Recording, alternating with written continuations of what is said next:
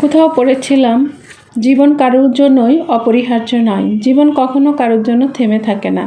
কথাটা কিন্তু একদমই বাস্তব। জীবনের গতিতে কিন্তু ঠিকই চলে যায়।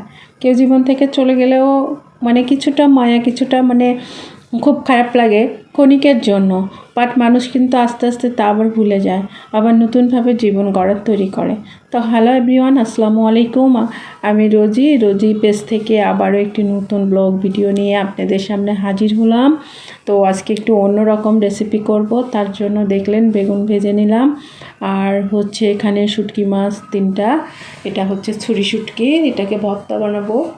তো ভর্তা টর্তা দিয়ে ভাত খেতে কিন্তু অনেক ভাল লাগে, তার জন্য আমি এখানে আজকে ইচ্ছা হলো আমার যে আজকে মাছ টাছ কিছু রান্না করব না, আজকে ভাজি ভর্তা দিয়ে ভাত খাবো। তার জন্য হচ্ছে একটু ভর্তা বানানো ট্রাই করতেছি। তবে যেখানে শুটকিটা আমি সিদ্ধ করে নিলাম পানি দিয়ে, তারপরে দিয়েছিলাম পেঁয়াজ এবং আস্তে আস্তে রসুনগুলা, আর দিয়েছি 2-3টা কাঁচামরিচ।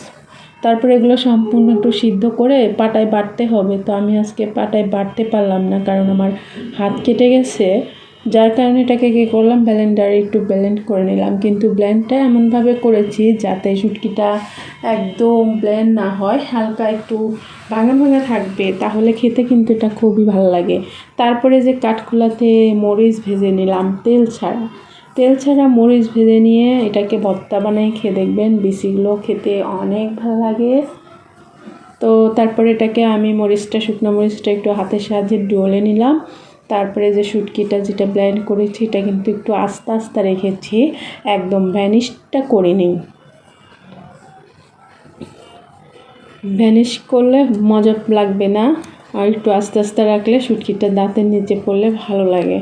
তার জন্য আমি এটা এভাবেই করলাম। তারপরে একটু সরিষার তেল দিয়ে এটাকে হাতে আবার করে মাখিয়ে নিলাম। এখানে আর একটা ভাজি করে নিলাম। ভাজিটা হচ্ছে আপনার কি যেন, ছোট আলু আর হচ্ছে কি দিলাম, সিম। তো এগুলো এইভাবে ভাজি করে খেতে আসলে ভালো লাগে। ছোটো আলুগুলো এভাবে ভাজি করলে এই শীতের দিনে গরম ভাতের সাথে খেতে খুবই ভালো লাগে। তো আমি একটু লবণ দেখলাম, লবণটা একটু কম হয়েছিল, তার জন্য আবার একটু লবণটা দিয়ে দিলাম।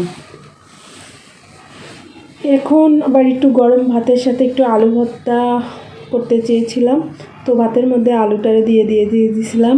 তারপরে ভাতের টুকায় এগুলোকে বের করে নেব এখন, কারণ হচ্ছে ভাতের মধ্যে দিয়ে আলু সিদ্ধ করে নিলে আলুটা ভর্তাটা খেতে কিন্তু ভালো লাগে।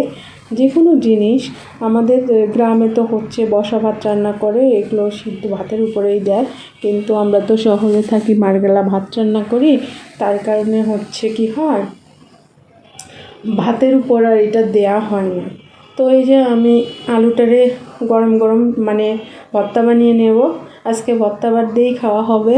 তো সবাই ভালো থাকবেন, সবাই সম্পূর্ণ ভিডিওটা দেখবেন। ভালোবাসা অবিরাম সবার জন্য, পাশে থাকবো অবশ্যই, ইনশাআল্লাহ।